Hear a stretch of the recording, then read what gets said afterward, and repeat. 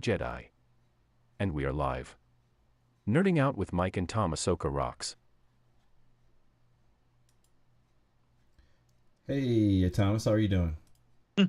I'm good. I'm good. So I know, Mike, you're like down on Star Wars. You're in the pits on Star Wars, which I understand.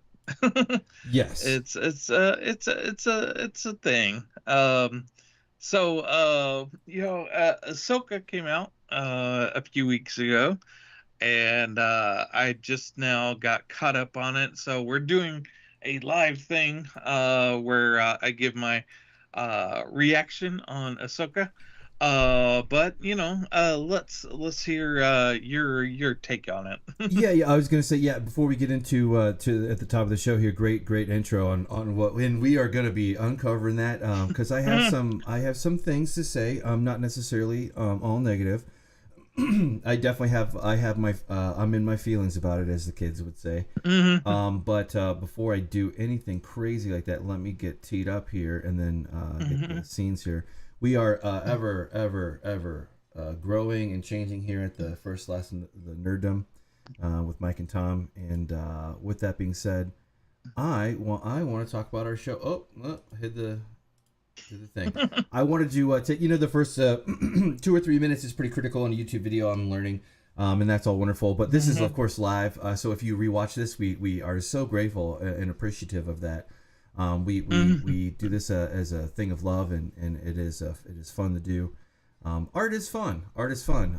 Entertainment is Hmm. fun. As I've found over the last couple years that we've been doing this. With that being said, I'm Mike and Tom here, and we do a little show here, very humble show called the First, the Last, and the Nerdom. Primarily on Hmm. YouTube. We're in the process of reworking our website and some stuff on the back, and it's going to take me another month or two. And when we do that, we'll be happy to put a post out on YouTube. But we live and die out here on YouTube, by and large. And Tom has our Twitter account here, at McAllister_T. And then I'll have that in the show notes here, the updated show notes once we get clear here. But the last Hmm. couple shows I've really enjoyed. We would love it if you could like, subscribe, and comment on our things if you want to see us cover thing. Hmm. Basically, I think the 5 second elevator pitch is we cover anything that has in media that has a nerdom following to it, a cult following, those type of things. We cover the classics, the obscure, the basically anything that you would imagine having a nerds gather around, and geeks too, all for one, Hmm. one for all. But with that being said, our last show, I was very happy to see us bouncing back here and doing our thing. We covered a lot of great material over the last several months, I say, and we would love it. Hmm. We're hard driving, trying to get folks to sign up to subscribe for our hit our end of year goal of we want to hit at least 100, maybe a few over 100. We'll see how that goes. Probably not going to happen, but that's okay. We're not doing this for the money. We definitely don't make any, but we do this for the love. And with that being said, this is our semi-regular show where we talk about nerding out at Replace the Grab Bag, where we're basically just going to talk and Yeah. go over some either current things or things that we flagged throughout the following weeks, or things that we want to cover or talk about or go in depth on, and that's what we're about ready to do here to punch it in. And yeah, so as Tom was saying, that's our show. I will bring up the Ahsoka details here while you walk us into the park here for the show. Yeah, yeah. So I kind of stepping away from uh stuff that streaming stuff. I stepped away from Netflix and uh Disney and Hulu and all that crap. I stepped away from it for a couple of months, which is good. I think being able to kind of just kind of disconnect from all that crap is kind of a good thing. So when I reconnected, One of the things I wanted to watch is Ahsoka, Right. which I don't know. Just going straight into Ahsoka, I don't know if you would have the same effect. So, um, if you start watching Star Wars, you don't have to watch anything extra. Right. You can just watch the original trilogy and enjoy it the way it is. However, with Ahsoka, you could do that too. I mean, there's not like a deep lore that you have to really dive into with this.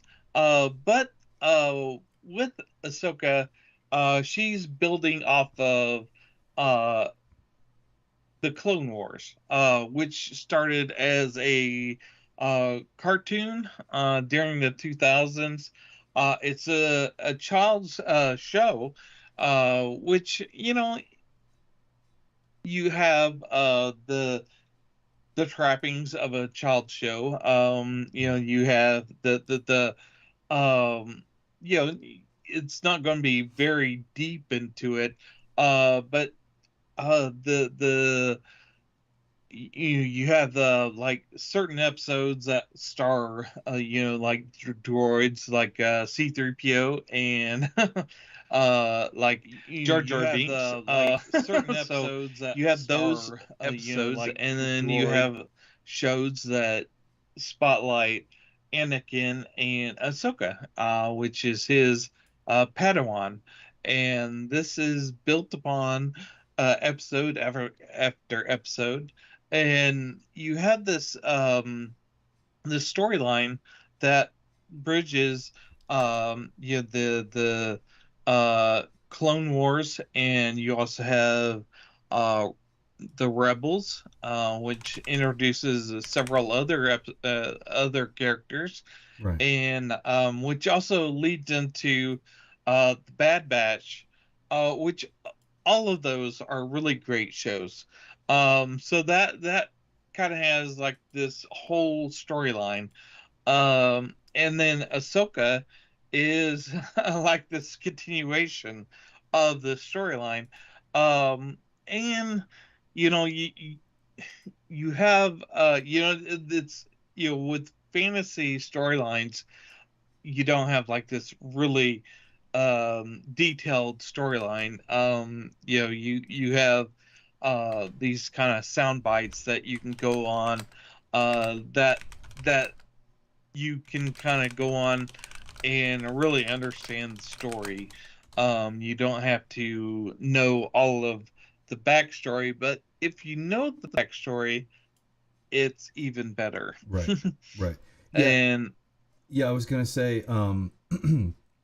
getting teed up here, and thank you for doing that. And I just wanted to take a moment and say, Thomas and I are also celebrating our. So we have our evening drinks here for this evening, and for me, I'm drinking an old fashioned.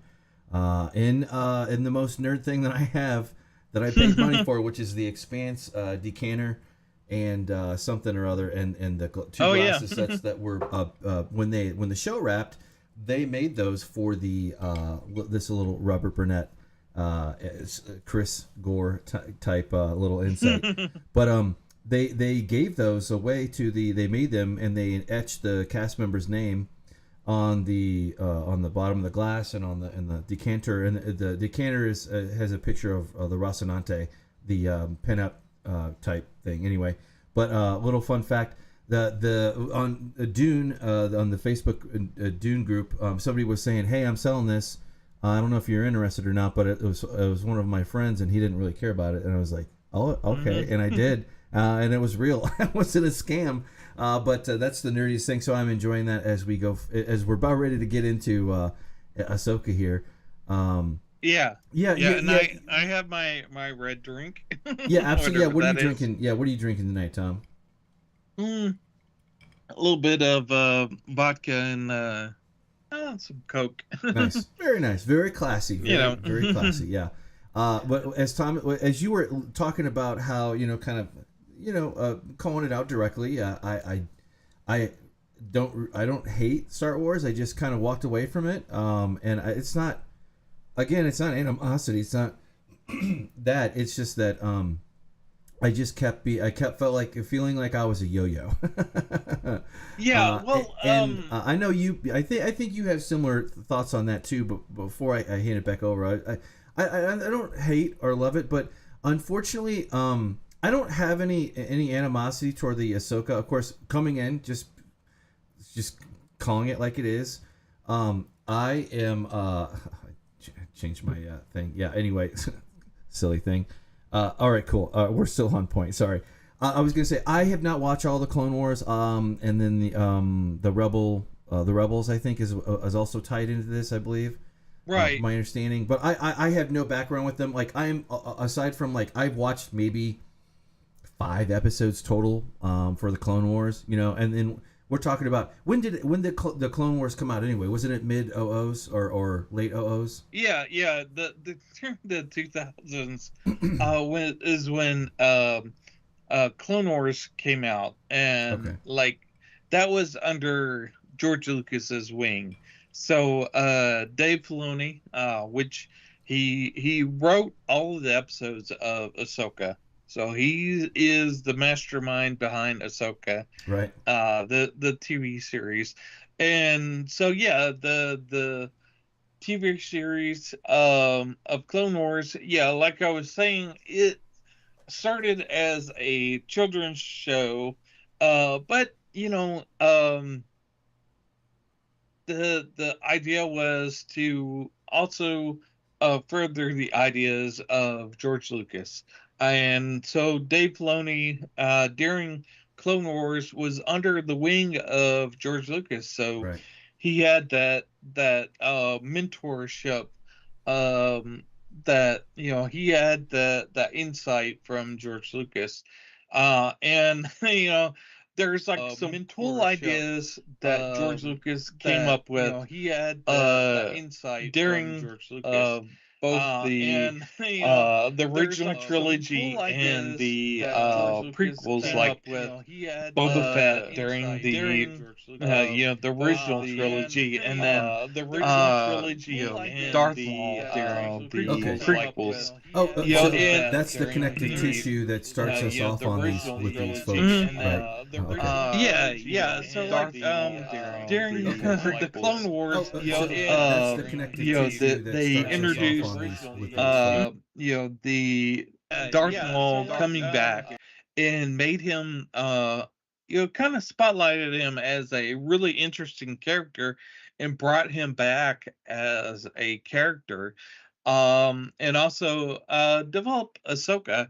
And the big thing about Ahsoka was, big idea was, okay, well, if she's his Padawan, why wasn't she like there during the original trilogy? And so the big thing about the Clone Wars was kind of developing her as a character, and then also showing what she did to kind of separate herself from her with separating herself from Anakin, and that was sort of like the start of the story arc, and that developed into rebellions, the Rebels. Right. the Rebels Okay. storyline, and then this Right. this newest storyline is the kind of the fruition as far as what she is as a character. And I really coming into the show, if you didn't watch the Clone Wars or Rebels or the Bad Batch, you're kind of at a deficit. You could still do it. The characters are still there, but all the backstory is not there that you would have if you watched the original series. So yeah, it's like watching the show is like kind of a celebration of the original series. And it's I don't know, I'm very excited with each episode, and seeing how it connects with what they've done in the past. Yeah, it's really enjoyable. But And I can understand if you're coming in from the outside and watching them for the first time. You may not have the same effect that I'm having on it. yeah, both credit where due. Both were highly rated and regarded by the fans. Obviously, you are a testament to that. My brother-in-law or former brother-in-law from long ago, he from my marriage. He was younger. He was totally a younger generation, and Hmm. I got to see him grow up, and I got to see him over the years kind of develop into a young man. But back in the day, like from the time that he was, elementary age all the way up through high school, he always loved.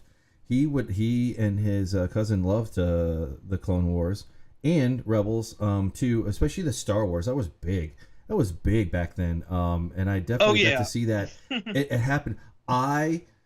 I never got into them, and there are reasons for that. I just around that time of life, I was already doing way other different things, and I probably was. To be honest with you, I was poor, so I only saw Prequels. a handful of Yeah, things in the theater or whatnot back in those days because I was very much a young man. yeah. And if you remember back in the early uh 2000s, the prequels were hated. They were not. Yeah, George Lucas was not the the go-to guy I during those times. I I think the guys that were our age now, that were back then, Mm, that were our age, but back then, I think they had a harder time with the prequels, and there was not a lot of love. There was not a lot of love around the prequels, but it was nowhere near as bad as the new sequel trilogy and how Disney Star Wars has changed. yeah, Changed. there was this sense of, okay, I hate the prequels, but I need to see the next one. Right. Right. There was this need to see all of them, which I I enjoy Jar Jar Binks. He's a crazy character, but yeah, I like the prequels. I Yeah, the prequels came out right as I was exiting out of my teenage years, and of course I went into the military right out of high school, right out of the gate. Couldn't wait. And then of course the prequels then came out over the preceding years there. So I was a young adult. Fun. I had some very fun memories with the prequels. I didn't have a problem with the Phantom Menace. I remember we all. I think me and my friends. I know. I think that came out in '98. I can't remember, but 99, I excuse think me, it 90. was. Yeah, Yeah. '99. Yeah, that's right. That's right. Hmm. So around that time, I did. I believe that I did catch it in the theaters with my friends, and that we Hmm. were original crew of nerds back then, and I have fond memories of. I didn't really love or hate the Phantom Menace. I just remember being excited. I remember being kind of a little bit on the boring side, as Star Wars go. But you know what? A New Hope is kind of boring a little bit too, compared to like when you got all the action from Return of the Jedi and The Empire Strikes Back. But of Hmm. course that's sacrilege, but that's the truth. And I don't mean boring in a bad way. I just mean it wasn't as they really couldn't do that all that much in the first get go because of the budget and a lot of George Lucas, when he's limited, is an excellent producer, director, creator. But when he doesn't have limits, um, I don't think the work suffers too bad, but I definitely think that it goes down a few notches in in some things, in some aspects. Like, okay, Yeah. like the midichlorians was a thing that came out, was like, Mhm. what are you talking about? And it's funny because they have that same thing, and then the Uber nerd channels that I do monitor from time to time, they're talking about how they're just writing that away, like they're getting rid of that, and they're going to this new concept. Anyway, it didn't matter, but anyway, pulling it back Yeah. to the prequels and whatnot. I had fond memories of the prequels, so I liked them. I didn't. Yeah. Again, I just didn't hate Rebels or Clone Wars. I just didn't jump on that train, Yeah. and I didn't really go back Yeah. either. Likewise, I just wasn't interested, for bad or Yeah. for good.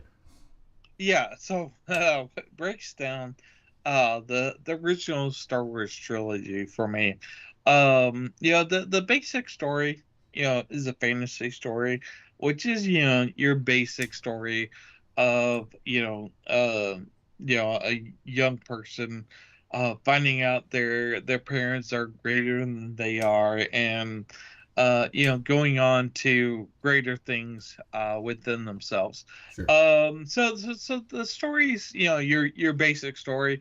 What makes Star Wars is, I think, uh, basically the world building stuff, like the stuff that makes Star Wars, both visually and sonically, sound wise.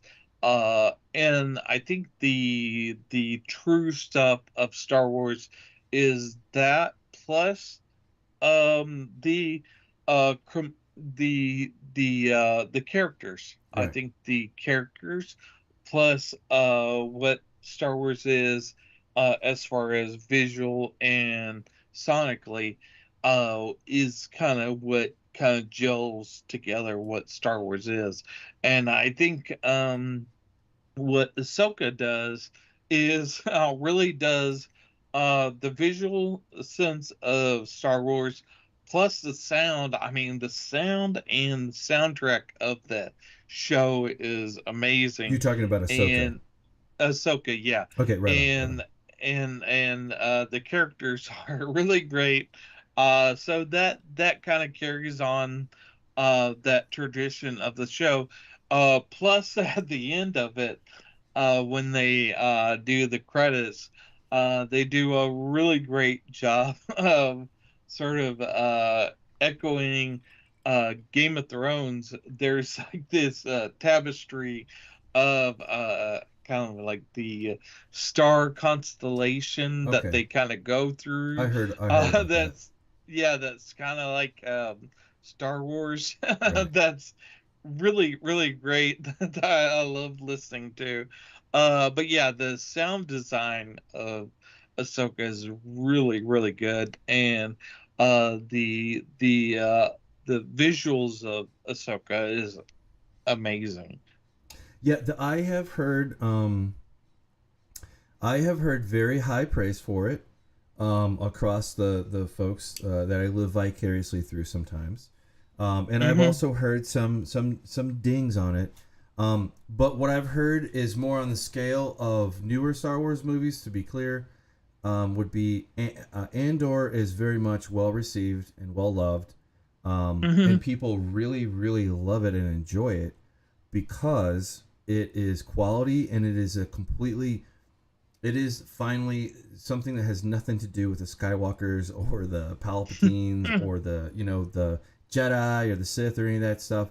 It's more of like a I would say that if you're going to compare it to another franchise like Stargate, so there was there was Stargate SG-1, SGU, Stargate Universe, in Atlantis, and Stargate SGU was not well received. It was much darker in tone, just like Star Trek got darker in tone with Deep Space Nine, this sort of thing. It is not. I don't want to say edgy, but it is definitely darker in tone and edgy. So that was what I've.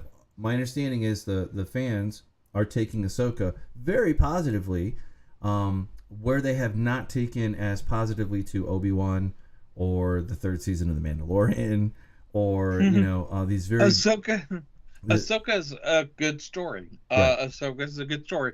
Obi-Wan is a bad story that is spread upon 6 episodes, which should have probably been like a movie.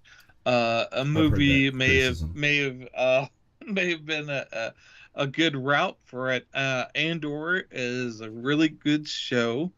But you know, it's not not in its essence a Star Wars story. It's a good story, and it fits in the Star Wars canon, but you know, in and of itself, it's not Star Wars. Which is Ahsoka is a Star Wars story. But you have to, um, if you aren't in the Clone Wars ecosystem, I Right. can understand if you don't aren't buying into it. Um, Yeah, uh, mhm. I don't I don't normally it would be this answer would be completely opposite of what I'm about to say. It would be I would go back and I would roll deep in the details. I would start looking at my channels that have my uber nerdness that talk about ship types and weapons and tactics and political affiliations in these fictional worlds that are even more immersive when you get down to it. And I love that. I love that about what sci-fi is. I love that passion. But Star Wars for me has always been kind of like a secondary pick in general. And that's not a thing, but I'm a Star Trek guy. Kind of coming up first and foremost. Um, beautiful properties out there, but what they are today is completely different. So I already have a few strikes against me. I don't know. I can't. I'm not a judge of like whether. I guess I could be if I sat down and watched it, and I probably end up will. I'm living vicariously through you, but I've basically heard breakdowns of the big plot details from up to the sixth episode. Yeah, And I'm talking about more neutral people like Echo Base Network. They are far more mhm, neutral on this, and actually, Coach, he loves this. He has nothing. mhm. He's got pretty much a 7 out of 10 opinion for this. He acknowledges some of the things that don't work for him, but he's very fair. I believe he likes it, and then the Den of Nerds dude, he likes it too. And I think the Star Wars theory guy, I think he likes it. I'm not sure, but then of course you have the other folks that aren't into it, and you have like some of the geeks and gamers, chattering class, that are just I can't remember, it was Ryan or whatever is I caught on nerd, like he really does not like Dave Filoni. One of them doesn't like Dave Filoni, so apologize if I'm naming the wrong dude. But I don't really have that level of animosity. I don't.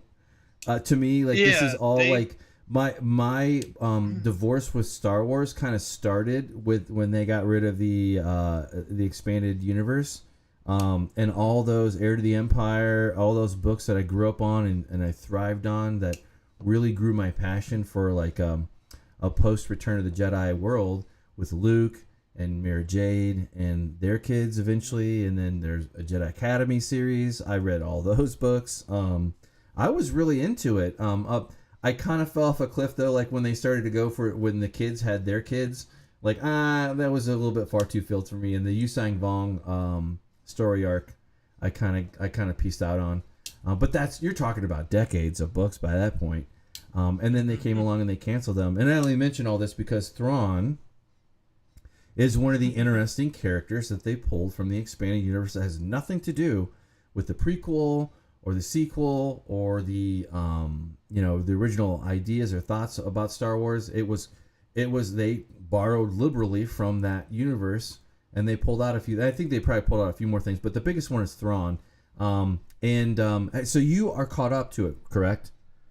Yeah, It, yeah. So Thrawn is in episode 6 Ahsoka, and he is also in the current season of um yeah Clone Wars. So yeah, Thrawn is a force to be reckoned with in this show. And as soon as he shows up, I had big vibes of um Apocalypse Now, Heart of Darkness, the Really? whole the his legion of stormtroopers, just the way they are set up, just gave me the feels of Heart of Darkness, and It gave you the yeah, fizz. yeah. The Apocalypse Now, yeah. There's so much emotion, and so I hope that plays out in the next two episodes. And I know that he's going to play with those vibes.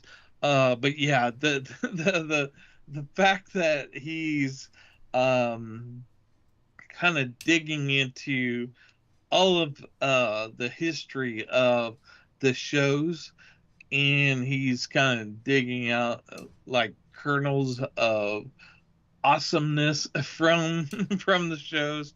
I I can't tell you how much you should go back and watch Clone Wars and Rebels, All right. and just enjoy Well, enjoy. let me ask you this. Let me ask you this. In Hmm. lieu, let's just say that we wanted to kind of make this a little bit easier. Is there a Hmm. way to go back and watch only maybe a few key Oh yeah. episodes, and then Oh yeah. like when you let that passion, let that fire build, then of course you would go back and naturally roll everything up in the whole thing. But for a guy that we have limited time in our lives here, but there's nothing more that I like to do than getting lost in media, or a kick or a phase or a cycle. God Hmm. knows I like when it's really bad. Like I'm rolling through countless. I'm rolling through books on Audible like there's no tomorrow. Usually that's my winter. My winters are Hmm. like very very audiobook heavy, and I'll roll up everything, and I'll just kind of soak it up. The good, the bad, the ugly. Like the good very rarely stands out, but I would love to go back and like try to find. And I'm sure some nerd has already done this. Like where look. Go back, watch this one, this one, this one, this one. Because I've made peace with two things in modern day streaming age, and that is the fast forward button. I don't have a problem with fast forwarding through 99% of an episode because I don't give a crap. That's what I did with Obi-Wan. I only wanted to see two things that people talked about. I wanted to see this one thing, and then I wanted to see the very final end of the whole thing. You kind of see Yeah. this Yeah. glimpse. Obi-Wan was a interesting idea that should have been a 2 hour movie. That should have been just broken down into a 2 hour movie. Yeah, the Ahsoka is one of the examples of being able to tell an interesting story in an 8 episode series. This uh couldn't be told in a 2 hour movie. So yeah, this is really good. Yeah, you could watch this without watching Clone Wars, but uh if you go back and watch Clone Wars, it will add so much to the series. I I encourage you, if you like the character of Ahsoka and you watch the show and enjoy her as a character, go back and watch the show. It will add so much to your pleasure. And that last season will add also to Thrawn. Yeah, the Thrawn in this last episode was awesome. And it just kind of builds upon what he was in I the last series. No, I've heard nothing but high praise. That Clone Wars only got better and better as it went on. Hmm. Same for Rebels. I've only familiar with a few of the characters, but not because I directly watched them, but just because lately I've been finding that the inside baseball of the entertainment world is very fulfilling. as far as like just passing the time, escapism. So Yeah. I mean, if there's there's a limited time of as far as what you can do as far as watching entertainment, and if you can't I watch. oh well yeah no I was gonna say too Mm, sorry to interrupt you, but I mm-hmm. wanted to mention too I've heard not one negative thing about the characters and the actors and actresses who are in this series. Not one. I've not heard. Not even the most negative Star Wars opinion nerd or opinion mouth talking head um, denigrates the acting that you see on screen. So that just goes to show that there is. Mm-hmm. You might not like this version of Star Wars, but that doesn't mean that it Right. doesn't. That nobody is going to accuse Disney, maybe except for CGI. Aside from that, and green screen kind of template cookie cutter thing that they do too much with Marvel and Disney. That's a fair take. But you're not gonna be able to say that there's a lack of quality as far as like I'm not gonna say that everything that has come out has been high quality, really high production values, because it hasn't.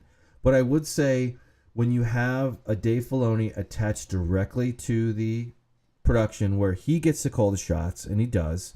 Anything. Yeah, and If he writes every single episode of this.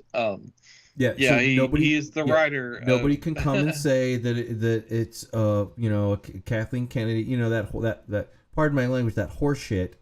Like it's kind of like the joke. The joke is that Kathleen Kennedy is going to be fired or leave or retire.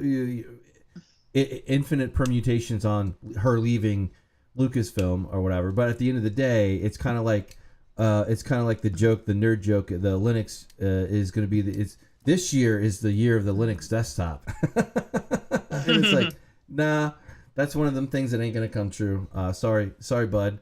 But in any case, it's wishful thinking. Or the other one is that George Lucas is gonna buy back Star Wars and fix it.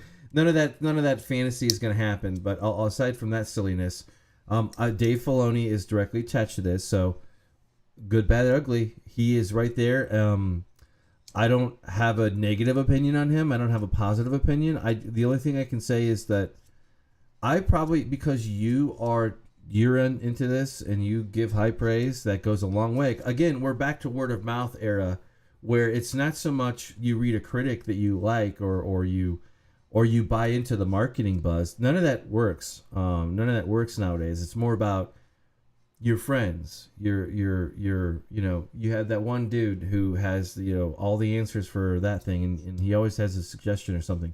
We want to be that for people, I think, a little bit, but in any case, the fact that you like it, and I'm going to turn it back over to you here and give your opinion on, because you've actually seen it, what your opinion is on the quality of acting and the actresses and the people that are picked, and the late actor who plays the baddie on here.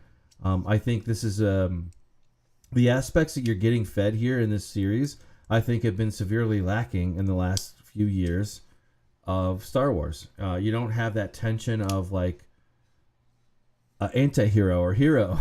You kind of have these. We've been down the road before with Obi-Wan. We found out the Mandalorian was not really about the Mandalorian, and it was just that wacky baby Grogu. Like, kind of to quote you, and your original thing. But yeah, what's your take on the acting, as well as the writing and the build up? You sound like you're very happy with this series. Yeah, it's very much Star Wars. You know, yeah, your mileage will vary. Sure, Obviously, that's fair. you know, but yeah, the um feelings that I get from every episode is very much Star Wars, and I'm really enjoying it. Yeah, every episode's like very um the sound design. Dave Tinian is the robot in the series, which is awesome.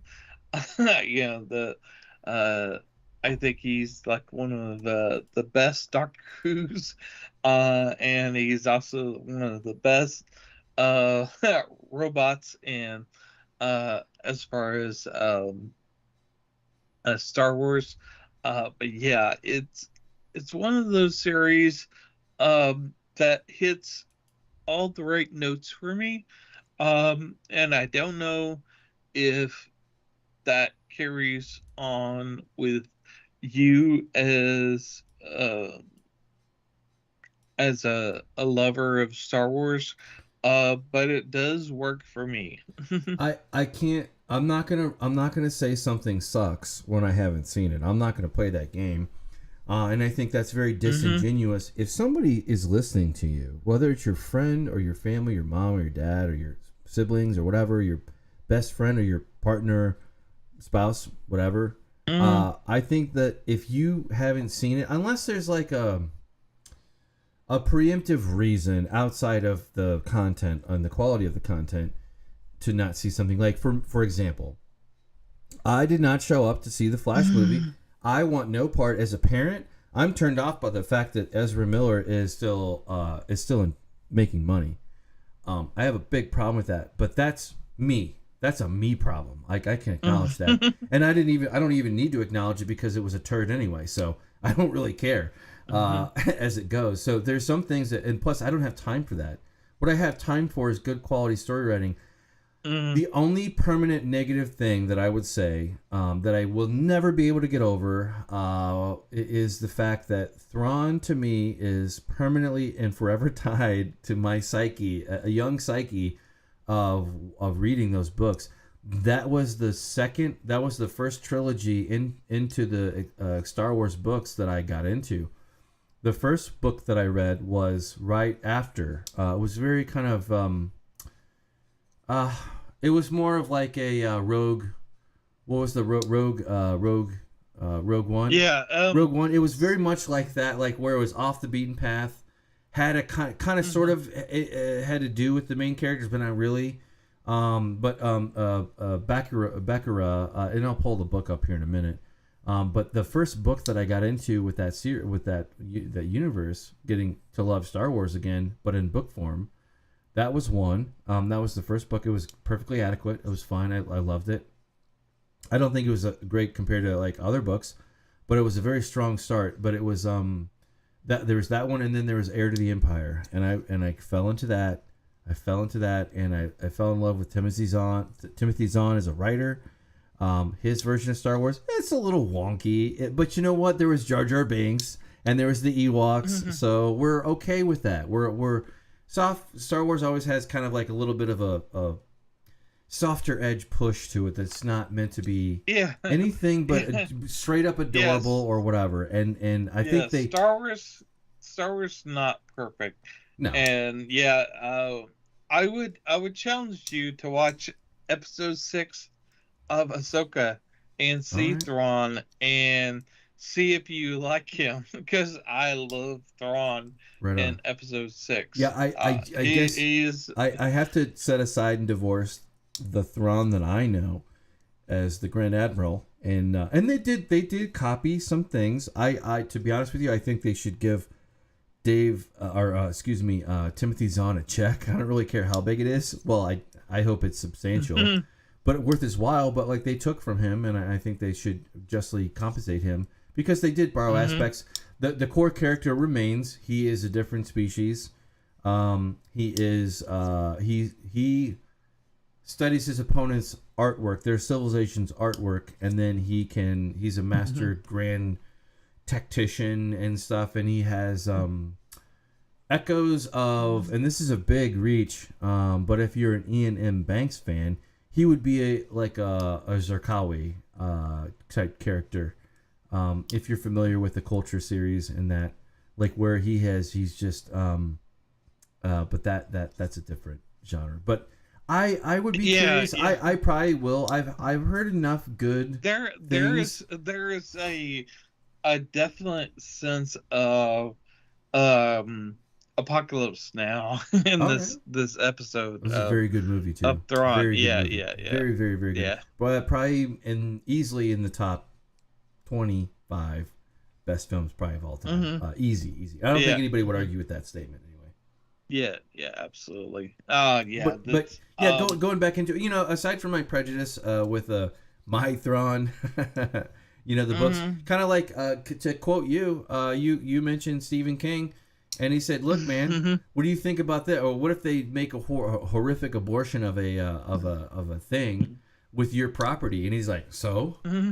He goes, "My book is Yeah. still right on the shelf. It's right back there. Right. It's not going anywhere. Absolutely. Nothing happens to Absolutely. that." And this is true. This is very true. This is a very positive way to take it. And I strive Yeah. to find those positive type opinions because not everything is going to be to your taste, but that doesn't mean that you can't recognize good quality when you see it. Mm-hmm. I personally loved Hayden Christensen in the prequels. I never had a problem with his acting. I know he got flack for, oh, he's a stupid, crappy soap opera actor. I think that's where he came from. I think he came from soap operas. I'm not for sure on that, but that's what I remember anyway. It's just kind of stream of consciousness here, but I don't have a like. I liked him. So like if they, and I know they brought him back, and I know there's one particular scene in like episode 4 or 5 or whatever, like where Ahsoka goes into like Never Neverland or whatever, or the whatever. Yeah. And Yeah. whether it's a dream sequence yes. or whether it's actually she actually goes to the metaphysical space that is the place between worlds or whatever it is, the hallway or whatever. There's like one particular scene that people went nuts over, like in a good way. Like they were like, "Holy holy crap! Check this out." So there's that too. So I like that. I like that. I like that when fan service. Of course, it would mean more. You're right. You're correct in saying that. It would mean more if I went back and watched the Clone Wars and I watched the animated Anakin and saw his interactions with his apprentice, and understood it like that. That is. But I don't know. Like the thing is that like if I stay out, then everything is relatively the same, right? But I probably will dip into this. I'm probably gonna cheat. And depending upon your recommendation, I probably would watch those 2 episodes that I mentioned. Like definitely watch. It sounds like you're recommending go watch 6, go watch episode 6, and then get hooked, get fired up, and then come back and see how you feel about it, which is a fair request. That is totally fair. I'm good for that. I'm good for that. I don't know. Like I just I didn't return to Star Trek. Picard season 3 I heard was an homage to fans and it was very well done. I don't care. I'm never gonna see it. I'm just too far gone. But Star Wars, I always gave myself an out with Star Wars, like where if the normies were chirping about something, it'd be something to pay attention to. And I've heard quite a bit of that talk across the blogosphere, the Twitter thing, like where there is just folks that just love it. And don't take away somebody's joy, Like it's one thing to like what you like, but like it doesn't mean. And I like the folks that are more positive, that give a critical take, but don't take away somebody's joy. And I think we follow some of those kind of folks. But I'm happy to hear that you like Ahsoka, because I remember you pinged me and you're like, well I think it started as like well I got a deal, I'll go into it, and then I think you were kind of looking. I think you were really looking forward to checking this out, and then you were pleasant. It sounds like you were very pleasantly surprised, which is always a good thing as a fan, to be pleasantly surprised by something that you kind of had to walk away from or just kind of put distance a little bit beforehand. And so did you pretty much binge watch it? Is that a fair statement? Yeah. I kind of I kind of Hulu is I love Hulu. I A lot of don't people do. know. Yep. Yeah, it's Yeah, they offered me a deal where it was like I think $2 and uh two and $2.99 a month for Hulu, and then it was like, okay, all right, you could get Hulu for $2.99, but you could also get uh Disney for $2 more. I was like, okay, all right. Deal. Right. I'll go in on that. But yeah, with Hulu, yeah, I they have a deal where they have a lot of the anime series on there, and I've been wanting to watch Tokyo Ghoul, so I've been watching that, and along with Star Wars Ahsoka. But yeah, yeah, it's been a good time. That's good. Yeah. Well, and I know you have a little bit of more time to fill. So that's great. And it's always good to kind of revisit these things. Like for me, my latest time suck as we go into this, and this is the Nerding Out with Mike and Tom again. If you could like, comment, subscribe, we'd appreciate it very much. We're about the top of the hour here. Well, getting close to an hour, and that's fine. We're going to continue on. We don't have a predefined timeline. But in any case, I'm very happy that you're happy, and that the fact is that I'm always going to be more swayed by when somebody is happy and genuinely, sincerely, authentically happy about something new. That is where you need to go. That is the bright spot that we nerds love and crave. And obviously, it hit your ping meter. It pegged it out as a Monty Python reference there. But going into that, I have been also experiencing my own joy lately in a realm that I very rarely touch nowadays. You are far more of a gamer than I am. And I just it's not that I don't love or hate it. It's just that, like, if I'm hopping on the computer, I've probably got 25 things ahead of gaming that I need to do, or that I need to, or that I should do, I should say. So like when, and I kind of given up on being a gamer a long time ago as a dad anyway. I just the hype machine broke me. I'll put that way. So this disappointment, whether it's Star Wars or Star Trek or Marvel or whatever, this is not new to modern society.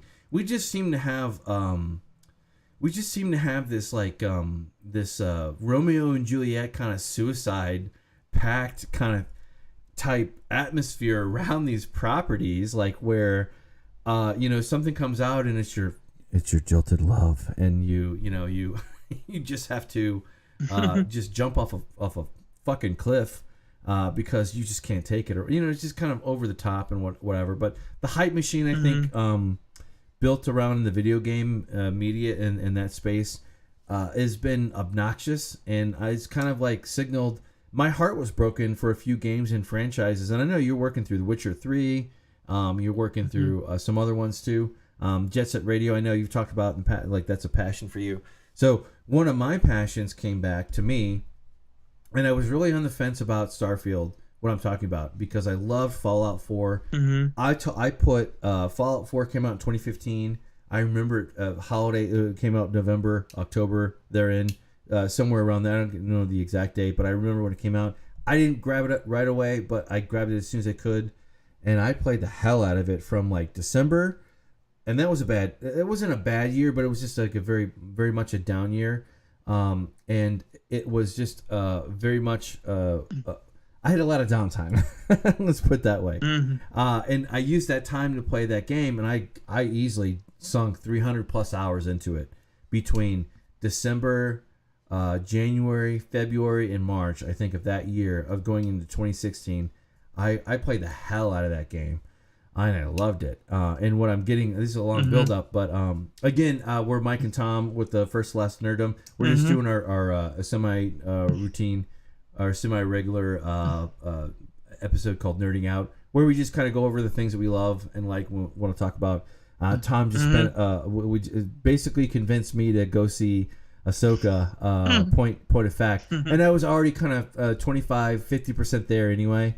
So this kind of just dips me over into that to go see it and then come back and talk about it a little bit more a little bit later on. But what's been taking my attention is Starfield, and that's long roll to Bethesda. But I have fond memories of Fallout 76. I really wanted to love, but I noped out after it was all online and not the standard thing that you're told that you expect. Let's put it that way. Very heartbroken. All right, well, and I did hear, to be fair, I did hear about a year or two after the game came out, they had DLC and they pretty much fixed all the negative aspects of it, but I'm not coming back. I don't have time for that. But Starfield came out. I remember that it was like 2 or 3 days before it actually was official. I was on Steam. I had a pocket full of money, and I went ahead and bought the. I found that you could get in early if you bought the Whoop-de-Doo pack on Steam, and that's what I did. I bought the Whoop-de-Doo pack and I started gaming. Started only a few hours a week, and then I just kind of I started getting into it. That is my world. It is my if I have a spare moment, an hour or more, I'll game a little bit later. Well, late for me is relative, right? Because we get older, and I'm not up till 2 or 3 o'clock in the morning like I was when I was younger. But I'm definitely up, 10, 11, for bed, midnight on the weekends. After we get off here, I'm gonna jump on it and play it some more. But I love that game is amazing. Like, that is a love letter to. If you're a science fiction nerd, it is a love letter to you. And to me, I kind of took Dune Part 2 not coming out this year as I took it kind of hard. And they threw it up till March 14th, I think, of next year, which is fine. It's fine. I'm not happy with it, but I'm glad I got Starfield. And we also had a pretty good backfield this past summer going into fall with Oppenheimer and Barbie. Those are still two very strong movies that you should go see. They're going to carry the day. And in any case, I've just been in love with Starfield. It is not just Fallout in space. That's a very cheap, quick way of putting it. As far as the pronoun thing goes, am I a fan of that? Not really. But is it gonna stop me from playing the game? Nope. Because it doesn't really matter after that point. So what you make, and you had the same thing. You had your little moment though with gaming with Harry Potter, right? You love that series. You love that game, right? You were all in, and that had a similar. That actually pushed the line even more. But people didn't care about that. It broke records because it did everything right. It did everything right. And I wish we had that I wish we had that more solidly, whether it was Ahsoka or Marvel or Star Trek or a future Stargate. I wish we could retain that level of quality. Yeah, it's like I will say this. I know people complain about various things, but as long as the quality is there, right? As long as the story is there,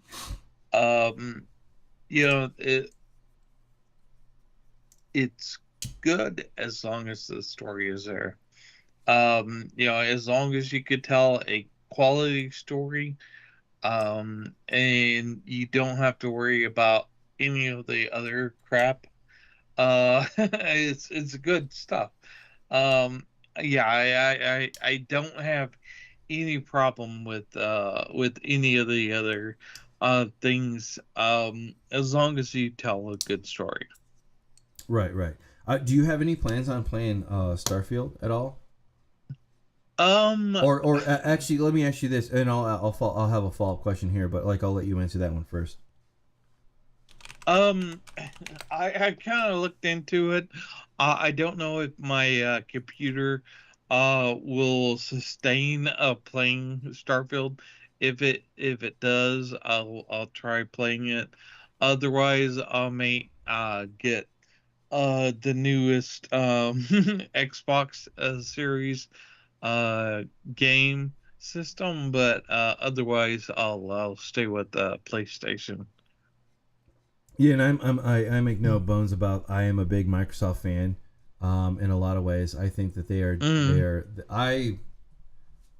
I've reached peace with them. I guess I'm an old man. Made peace with Windows and some of the things, and I would prefer Linux as my desktop, and I do have one. I always have a Linux machine running, but day to day, in and out, Windows is king. That's just the way it is. That's how I make my money. I know that's how you make your money.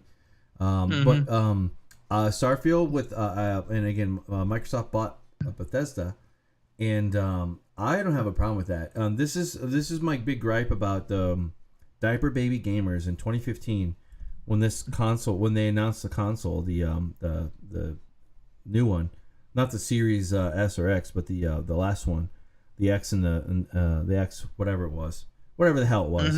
That one was supposed to be. I think.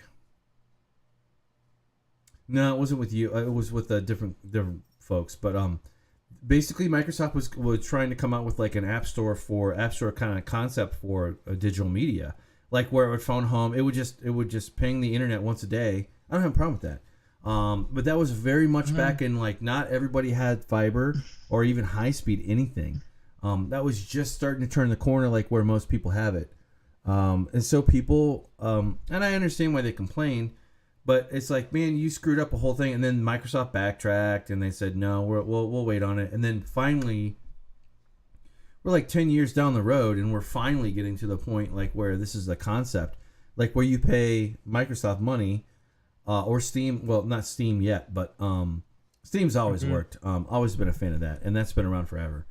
But the Game Pass, that's one of my solid subscriptions. And I love the fact that you get more value for your buck. You basically have the ability to get this game for free. Not free, but like fraction of the cost. You don't have to spend $70 on a game anymore. That is not what you have to do. You just have to turn on I think it's 14. It's anywhere from like $9 to like $15. Of course, if you shop around, the way you do it is you search up Xbox Game Pass 3-month pass, and you can get one for like a discounted price somewhere. You can play that game. I think you can still do that, but anyway, you can get into it uber cheap, okay, and you can play this game on your console or whatever. I've been playing it on the PC, but if you have this Game Pass, you get the game gratis, and that's not going to change. And I like Microsoft understands, and they bend over backwards to meet you where you're at. You don't have to own a console. If you subscribe to the Game Pass and they have a featured game, you can play it through their xCloud on your iPad, even an old iPad. You can play it on your Android phone through the browser. You can play it through on any device you can possibly think of. They meet you where you're at. Yes, you're gonna, and you can always do and the de facto controller for the gaming world is by default it's an Xbox controller because it's Bluetooth. The newer ones are anyway. But you can do that. You can hook it up to your iPhone or your iPad or your Android. You don't got to screw with like some intermediary app like where you have to do the controls. It just natively works. I played it. It's you got to have good connection, but it's serviceable. You know, if you want to taste it, you can do that. That's why I love. Anyway, this is a love letter to like why I love this game and like why everything around it is great. And the hype. I don't know if the hype is worth it. I have no way to answer that question other than to say that I'm hooked. I don't have a problem with it. I don't give two shits about a pronoun issue or screed or whatever from folks out there. Good for you if you're there. I could take it or leave it for that thing, but I'm not gonna not play this game. Just like there was a transgender character in Harry Potter. Did that stop you from playing the game, Thomas? No, it didn't. Because you want to have fun. You know, like I understand having an opinion, but like don't shit on don't shit in somebody's cereal bowl unnecessarily. Like, right? I get it, but like but all the same, Starfield. Damn, and I would hook this up and like stream and do it, but like to be honest with you, I'm uber selfish, and I'm not doing that. Every month, I think I'm up to I was gonna actually look up how many hours I had on the game thus far, but I think I've got I definitely got in excess of not quite 40 hours yet, Mm-hmm. and I'm like level 17, and I take my time. I'm not in any crush to waste the thing or whatever. Like I have my own these kind of games like Mass Effect. That was another game that I loved back in the day, more console up through 3. Although by the time the second one and the third one rolled around, it felt very antiseptic, and it felt like it lost some of its soul, a little bit of its spirit. But anyway, going back to Ahsoka here, I was going to ask you a follow-up question. So one thing that Disney Star Wars that does not suck on is the video game front, surprisingly. Unlike other franchises, in their rare, when you have a video game made from the comic book or from the movie or from the show or whatever, it probably is going to suck. Not true. And I'll give credit where due. Disney, Lucasfilm, whoever has had a very good, high quality video games over the last 10, 15 years. You can't point to a game that they've made that sucks, that legitimately, objectively didn't make sales targets or sucks. You can't do that. I played the last one. I need to go back and play the Squadron game, but it's fun. But like, what do you think? What do you think the odds are, or how much would you be into a video game where you could play Ahsoka and all the characters around this? This is a perfect title for them to dip into, because you literally can play Anakin, you can play Darth Vader, you can play Ahsoka, you can play Ray Stevenson's character, you can play the Padawan, his Jedi bad baddie, whatever the hell he is. Like, what would you be excited about that if they did that? I don't know. I think Fillion is Filoni. kind of focused. Filoni is Yeah. kind of focused on Ahsoka as a character, and I don't think he's kind of thinking outside the box as far as video games. So I think that's a good thing in the he's doing the character service as far as the show. I think he's doing an incredible job doing the character as a show. So yeah, the as far as a video game, cool, but yeah, it's kind of secondary as far as what you're kind of dealing with here. Sure. Yeah, I just hope, because I have played those games off and on, and the one was really good. You played as like a remnant of the Empire, and you had a Corvette, a really cool ship. You had everything. They had everything that they lack in more modern titles. But it sounds like they've corrected that with Dave Filoni. I think understands gadget porn for sure, and he didn't have to recreate the wheel here because she has those white lightsabers, and those are supposed to represent neutrality and independence. Correct? Yeah, as I understand them. So she is basically kind of like she is a graceful step into the possible future for the Jedi, where you have this, you break the wheel, so to speak. Again, Game of Thrones, you break the wheel, and you have a character that comes through and breaks the wheel of like, well, look, the Sith did their thing for 1,000 years or whatever, and it obviously didn't go well. You had the Jedi, and they screwed up. So you have this character that can interweave, the duality of it and make it work. And it sounds like, how does she work for that? Does Rosario Dawson, is she able to carry that away and pick that up effortlessly, or is there a little bit of struggle there, like where it's not just your standard, it's not like your Oldsmobile, not your grandpa's Oldsmobile, it's not just Luke or Anakin or Darth. It's like kind of like, well, these folks screwed this up, but how do you take her as far as like when she is doling out Force advice or that what's your take on that? Like, I'm really curious to know your in-depth nerd opinion on that concept there with kind of dipping with the lightsabers. Like, I'm not gonna lie, that 2 white lightsabers are fucking dope. There's no way to put that other than like how it is. Like, that's really cool. So yeah, she does a really good job of, you as a Jedi at that point, at that level, you have to uh be kind of stoic and kind of be a badass just with those lightsabers.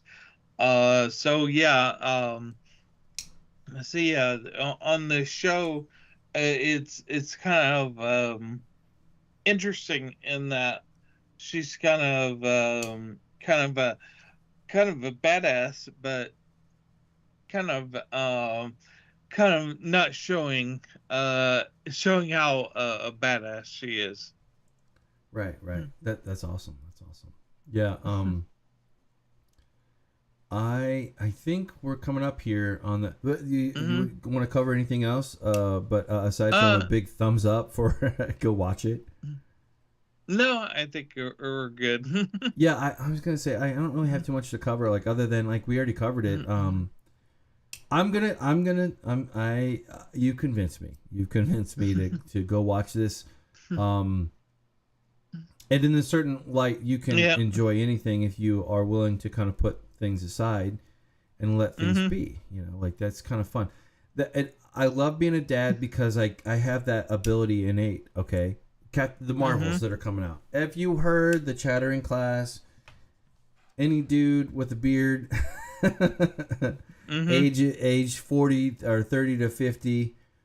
You're going to hear probably not so, if they're connected in the nerd, you're probably going to hear something negative. I don't care. I'm going to go see it with my daughter, and I'm going to enjoy it as that thing, because I'm not going to shit on my kid's thing. You don't do that as a parent. You don't do, like, unless there's like some moral something out there that's like it crosses a line, morally, like in the real world, then you might have said, we're not doing that. And this house isn't doing that. But yeah, I'm looking forward to that in November. And I don't know. Like I'm trapped in between worlds, I think, sometimes because of the people that I follow and watch and listen to. But at the end of the day, you have to zero it out and go with your own opinion. And that is what you're always going to get here with me and Tom. We're not going to... We will bring you integrity, and we will call out, like when we like something.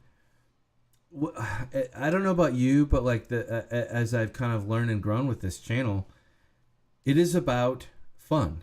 It is about having fun and finding that fun. And fun can be, you feel like you need to take a couple dozen showers after you watch the film, like horror kind of thing, like where you just don't know how you feel kind of thing. I love that. I love that feeling. Maybe others don't, but I love that. I love discovering new things. And, credit where due, I just want them to get to a point, Disney. I mean, I want them to get to a point to like where they make interesting things that are worth that. There's a saying, like, is the juice worth the squeeze, so to speak? And you want that to be true. But in any case, we like to do our thing here. We're coming. We'll be back next week, or actually tomorrow. I think tomorrow, Monday, we'll be back and we'll do our main show. We got a special treat for folks out there. But as you can see, we are learning and growing all the time. We would really love it if you hit that likes button, or even better, the share button. Costs you nothing. We are trying to get a critical mass here going. Realistically, we're probably about 5 years to 10 years to infinity years away from doing that. But maybe we do, maybe we don't. But all the same, I'm very happy with where we're going, what we're doing, the content we put out. I'm very proud of that. We're 150 plus videos. Tom, if somebody would have told you 10 years ago, you would have been the author, the creator, the publisher of 150 videos talking about things that you dearly love Would you have believed that person? Of course not. Yeah, no, either would I. No. Yeah. But in any case, we'd really love it if you made it this far. We are about an hour and a quarter in, and I think we're going to wrap it up here and say goodnight to the audience. But before we go, again, please comment, like, subscribe. Tell us what I crave more than anything, aside from subs, getting more people on this to hit our 100 subscribe mark by the end of the year would be feedback. Love to hear it. Tell us, you think we're wrong? Why? Let's have a conversation. Want to come on the show? Let's do it. Assuming that we'll vet you a little bit. Like, we're not going to get somebody on here that's going to be crazy, but I don't think that's a concern nowadays. I trust the internet enough anyway, with asterisk, grain of salt. But go check out our last title. We talked about. We talked about. I'm not seeing our last one there. The one. Interesting. I'll have to see if that got struck down or whatever, because the last one we did is not up there. Oh, there he goes. It is. All right, cool. Yep, that was just I don't know why it didn't pull that in. But anyway, Angel Heart, go check that out. That's one of Thomas's favorites. You'll find out why if you go watch it. Go check it out. Go check it out. Robert, you could never go wrong with Mickey Rourke and Robert De Niro at all.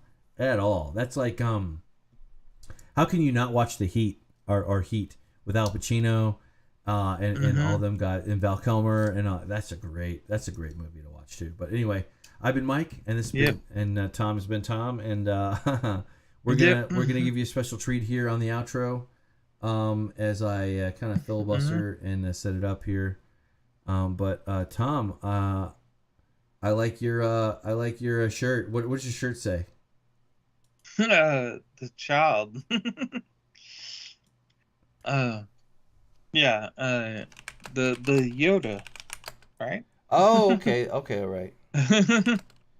I'm filibustering here as I do our outro. All right, and with that, I've been Mike, and Tom's been Tom, and we've been nerding out with Mike and Tom and Ahsoka Rocks.